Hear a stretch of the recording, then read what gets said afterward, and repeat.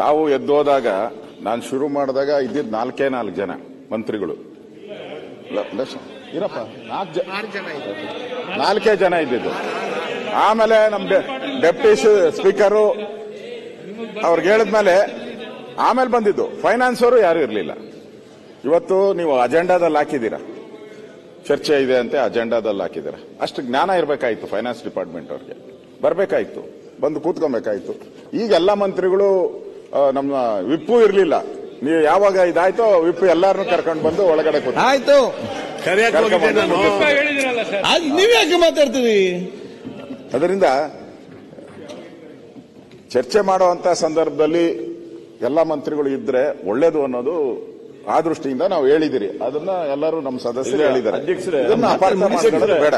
ವಿರೋಧ ಪಕ್ಷದ ನಾಯಕರು ಪ್ರಾರಂಭ ಮಾಡಿದಾಗ ಒಂದು ಮಾತು ಹೇಳಿದ್ರು, ನಾನು ಭಾಷಣ ಮಾಡ್ತಾರ ಯಾರು ಅಡ್ಡಿಪಡಿಸಬಾರ್ದು, 1 ಗಂಟೆ ನಾನು ಮುಗಿಸ್ತೀನಿ. ಯಾರು ಎಲ್ಲರೂ ಕೂತ್ಬಿಟ್ಟು ಅಡ್ಡಿಪಡಿಸ ಮಾಡ್ಲಿಕ್ಕಾಗುದ ಅವರೇ ಖಂಡಿತ ಆಗಿದಾರಲ್ಲ. ಒಳ್ಳೆ ಐಡಿಯಾ. ಆತರ ಇಲ್ಲಿ ಇನ್ಮೇಲೆ ಹಂಗೆ ಮಾಡ್ಬಿಡಿ, ಎಲ್ಲ ಖಾಲಿ ಎಲ್ಲ ನೋಡ್ರಿ. ನಾವು ಯಾರು ಮಾತಾಡ್ಲಿಕ್ಕೆ ಗುಡ್ ಸಜೆಷನ್ ನೀವು ಮಾತಾಡುವಾಗ. ವೆರಿ ಗುಡ್ ಸಜೆಷನ್ ಅಂತ ಒಳ್ಳೆ ಸಜೆಷನ್. ಇನ್ಮೇಲೆ ಹಂಗೆ ಹೇಳಿದ ತಕ್ಷಣ ಎಲ್ಲ ಮಾತಾಡೋ ಪಾಯಿಂಟ್ ನೋಟ್ ಮಾಡಿ ನಾವು ಉತ್ತರ ಕೊಡೋ ಕರೆಕ್ಟ್ ಉತ್ತರ ಕೊಟ್ರಾಯ್ತು. ಸನ್ಮಾನ್ಯ ಅಧ್ಯಕ್ಷರೇ, ನಾನು ಆ ಸಂದರ್ಭದಲ್ಲಿ ಹೇಳ್ತಾ ಇದ್ದೆ, ಇದು ದೀರ್ಘಕಾಲದ ಒಂದು ಆರ್ಥಿಕ ಸುಸ್ಥಿತಿಯನ್ನ ಮಾಡುವಂತ ಬಡ್ಜೆಟ್ ಅಲ್ಲ, ತಕ್ಷಣದ ರಾಜಕೀಯ ಬೆನಿಫಿಟ್ಗೋಸ್ಕರ ಮಾಡಿರುವಂತ ಬಡ್ಜೆಟ್ ಇದು. ಇದರಲ್ಲಿ ಯಾವುದೇ ರೀತಿಯಾದಂತ ಅಭಿವೃದ್ಧಿ ಬಗ್ಗೆ ಯೋಚನೆ ಮಾಡುವಂತ ಯಾವುದೇ ಕೆಲಸ ಇಲ್ಲ. ಅದನ್ನ ಕಳೆದ 2 ವರ್ಷದಿಂದನೂ ನೋಡ್ತಾ ಇದ್ದೀರಿ, ಯಾವುದೇ ಅಭಿವೃದ್ಧಿ ಇಲ್ಲ. ನಾನೇನು ಹೇಳ್ತಾ ಇದ್ದೆ ಅಷ್ಟರಲ್ಲಿ ಗಲಾಟೆ ಶುರುವಾಯಿತು. ನಾನು ಎಲ್ಲ ಈಗ ಕವನನೂ ಕೂಡ ಓದ್ದೆ, ಕವನ ಓದ್ದೆ. ಅದನ್ನ ಏನು, ಗಂಟಲು ಒಣಗಿದೆ ತಗೋ ಬಂಗಾರದ ಸಲ್ಪಡಿ, ಬದಲಾಗಿ ಒಂದು ಗುಟ್ಕು ನೀರು ಕೊಡು ಅಂತ. ಇವತ್ತು ಯಾವ ಸ್ಥಿತಿ ಇದೆ ಅಂತ ಹೇಳಿದ್ರೆ ಎಲ್ಲರೂ ನಮ್ಗೆ ವಿಷ ಕೊಡಿ ಅನ್ನೋ ಸ್ಥಿತಿಯಲ್ಲಿದೆ ಇಡೀ ರಾಜ್ಯದ ಜನ. ಎಲ್ಲರೂ ಈಗ ಅಂಗನವಾಡಿ ಕಾರ್ಯಕರ್ತರು, ಆಶಾ ಕಾರ್ಯಕರ್ತರು, ಬಿಸಿಯೂಟದ ಅಡುಗೆ ಮಾಡುವಂತರು, ಅತಿಥಿ ಉಪನ್ಯಾಸಕರು, ಅವರೆಲ್ಲ ನಾನು ವಿಷ ಕೊಡಿ ಅಂತ ಹೇಳ್ತಾ ಇದ್ದಾರೆ. ನಾನು ಅವರೇ ವಿಷ ಕೊಡಿ ಅಂತ ಹೇಳಿದ್ರಲ್ಲ ಆಗ್ಲ. ನಮ್ಮ ದಾವಣಗೆರೆ MLA ಕೂಡ ನನಗೆ ವಿಷ ಕೊಡಿ ಅಂತ ಹೇಳಿದ್ರು. ಚನ್ನಗಿರಿ MLA ಅವರು. ಆಮೇಲೆ ಇನ್ನ ನಮ್ಮ ಕಾಗೆ ಅವರು, ಯಾರೋ ರಾಜು ಕಾಗೆ ಅವರು, ನಾನು ನೇಣು ಹಾಕೊಂಡ್ಬಿಡ್ತೀನಿ ಬಂದು ವಿಧಾನಸೌಧದಲ್ಲಿ. ಇದೆಲ್ಲ ಬಂದಿರುವಂತದ್ದು. ಅಂದ್ರೆ ಅದಕ್ಕೆ ಪರ್ಮಿಷನ್ ತಾವು ಕೊಡ್ಬೇಕು. ಗೊತ್ತಿಲ್ಲ, ಪರ್ಮಿಷನ್ ಕೊಟ್ರೆ ಕೊಟ್ಬಿಡಿ ಅದನ್ನು ಒಂದು ಕರೆದವ್ರನ್ನ. ಅಂದ್ರೆ ಇವತ್ತು ರಾಜ್ಯದ ಅಭಿವೃದ್ಧಿ ಬಗ್ಗೆ ಯೋಚನೆ ಮಾಡಿಲ್ಲ ಅನ್ನೋದ್ರ ಬಗ್ಗೆ ನನ್ನ ವಿಚಾರವನ್ನ ತಳ್ತೇನೆ. ನಾನು ಈಗ ವಾಸ್ತವವಾಗಿ ಏನಿದೆ ಅನ್ನೋದನ್ನ ಸದನ ಮುಂದೆ ನಾನು ಹೇಳಕ್ ಇಷ್ಟಪಡ್ತಾ ಇದ್ದೀನಿ. ಒಟ್ಟು ನಮ್ದು 4,09,549 ಕೋಟಿ ನಮ್ದು ಆಯವ್ಯಯದ ಒಂದು ಗುರಿ ಮಂಡನೆ ಮಾಡಿರೋದು. ಅದರಲ್ಲಿ ರಾಜಸ್ವ ವೆಚ್ಚ 3,11,739 ಕೋಟಿ.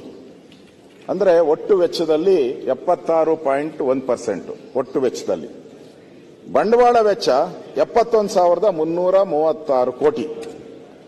ನಾವು ಬಂಡವಾಳಕ್ಕೆ ಅಂದ್ರೆ ಅಭಿವೃದ್ಧಿಗೋಸ್ಕರ ನಮ್ಮ GDP ಗ್ರೋತ್ ಆಗಬೇಕು, ಅಭಿವೃದ್ಧಿ ಆಗಬೇಕು ಅನ್ನೋ ದೃಷ್ಟಿಯಿಂದ ನಾವು ಖರ್ಚು ಮಾಡ್ತಾ ಇರೋದು ಕೇವಲ 17.4% ಮಾತ್ರ. ಕೇವಲ 17% ಮಾತ್ರ, 17.4. ನಾವು ಸಾಲದ ಮರುಪಾವತಿಗೆ ಕೊಡಬೇಕಾಗಿರೋದು 26,474 ಕೋಟಿ ಕೊಡಬೇಕು. ಮರುಪಾವತಿಗೆ ನಾವು ಪ್ರತಿ ವರ್ಷ ಕೊಡಬೇಕಾಗಿರುವಂತದ್ದು 26,476 ಕೋಟಿ. ನಮ್ದು ರಾಜಸ್ವ ಕೊರತೆ ಎಷ್ಟಿದೆ ಅಂತ ಹೇಳಿದ್ರೆ 19,262 ಕೋಟಿ ರೂಪಾಯಿ. GSDPಯ ಶೇಕಡ 0.63 ನಮ್ ಕೊರತೆ. ವಿತ್ತೀಯ ಕೊರತೆ ಎಷ್ಟಿದೆ ಅಂತ ಹೇಳಿದ್ರೆ 90,428 ಕೋಟಿ. GSDPಯ ಶೇಕಡ 2.95. ಒಟ್ಟು ಸಾಲದ ಹೊರೆ ನಮ್ದು 7,64,655 ಕೋಟಿ.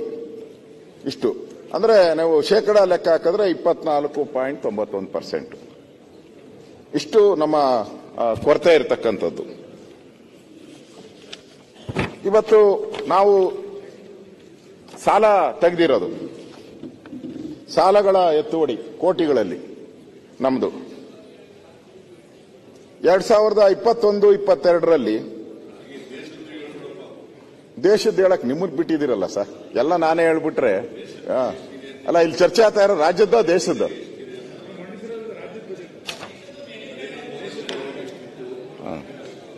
ಸರ್, ನೀವು ಮಂಡಿಸಿರೋದು ರಾಜ್ಯದ್ದು, ದೇಶದ್ದೇನು ಮಂಡಿಸಿಲ್ಲ. ನೀವು ದೇಶದ್ದೇನ ಮಂಡಿಸಿದ್ರೆ ಅದ್ರ ಬಗ್ಗೆನೂ ನಾವು ಕಾಮೆಂಟ್ ಮಾಡ್ತಾ ಇದ್ರಿ. ನೋಡಿ ಸರ್, ನೀವು ಬರ್ತಿದ್ದಂಗೆನೆ ಕೇಳಿದ್ರಿ, ಬೇರೆಯವ್ರು ಯಾರು ಕೇಳ್ತಾನೆ ಇರ್ಲಿಲ್ಲ ಸರ್. ಇಷ್ಟೊತ್ತಕ ಸೈಲೆಂಟ್ ಆಗ್ಬಿಟ್ಟಿದ್ರು. ಮುಖ್ಯಮಂತ್ರಿ ಅವ್ರು ಬಂದ್ಮೇಲೆ ಸಮಾಧಾನ ಆಯ್ತಾ ಅಶ್ವತ್ಥನಾರಾಯಣ್? ಸನ್ಮಾನ್ಯ ಅಧ್ಯಕ್ಷರೇ, ನೋಡಿ ಅವ್ರು ಬಂದಿದ್ದ ಉಪಸ್ಥಿತಿನೇ ನೋಡಿ, ಆಕ್ಷನ್ ಇದೆ. ನಮ್ಮ ರಾಜ್ಯದಲ್ಲಿ ಸಾಲ ಎತ್ತುವಳಿ ಲೋನ್ಸ್ 2021-22ರಲ್ಲಿ 80,641 ಕೋವಿಡ್ ಬಂದಂತ ಸಂದರ್ಭ. ಇಡೀ ರಾಜ್ಯದಲ್ಲಿ ಆದಾಯ ಕುಸಿತ ಆಗಿತ್ತು. 50% ಆದಾಯ ಸಿಗ್ತಾ ಇರಲಿಲ್ಲ, ಬೇರೆ ದಾರಿನೇ ಇರಲಿಲ್ಲ. ಅದು ನಮ್ಮ ರಾಜ್ಯ ಅಲ್ಲ, ಇಡೀ ದೇಶದಲ್ಲಿರೋ ಎಲ್ಲ ರಾಜ್ಯ, ಪ್ರಪಂಚದಲ್ಲಿರ್ತಕ್ಕಂಥ ಎಲ್ಲ ದೇಶಗಳು ಕೂಡ ಸಾಲಕ್ಕೆ ಮೊರೆ ಹೋಗುವಂತ ಪರಿಸ್ಥಿತಿ ಇತ್ತು. ಆಗ 21-22ರಲ್ಲಿ 80,641 ಸಾಲ ತಗೊಂಡಿದ್ರು. ಅದಾದ್ಮೇಲೆ 22-23ರಲ್ಲಿ ಕಡಿಮೆ 44,549 ಸಾಲ ಕಡಿಮೆ ಆಯಿತು.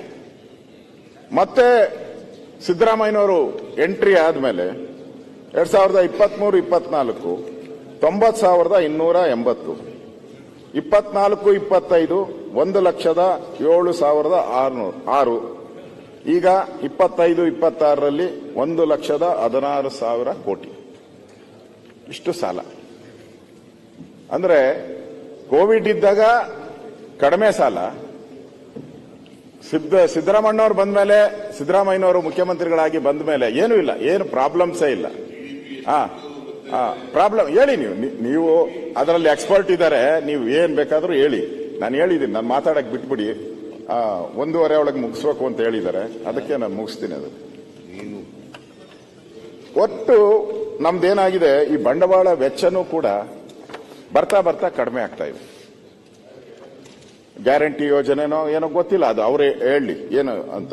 ಬಂಡವಾಳ ವೆಚ್ಚನೂ ಕೂಡ 17.8% ನಿಂತಿದೆ ನಮ್ದು ವೆಚ್ಚ.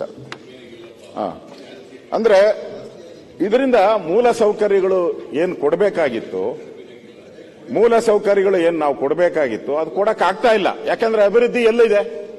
ಕಳೆದ 2 ವರ್ಷದಲ್ಲಿ ಯಾವ ವಿಧಾನಸಭಾ ಕ್ಷೇತ್ರಕ್ಕೆ ದುಡ್ಡು ಕೊಟ್ಟಿದ್ದೀರಾ ಅಭಿವೃದ್ಧಿಗೋಸ್ಕರ?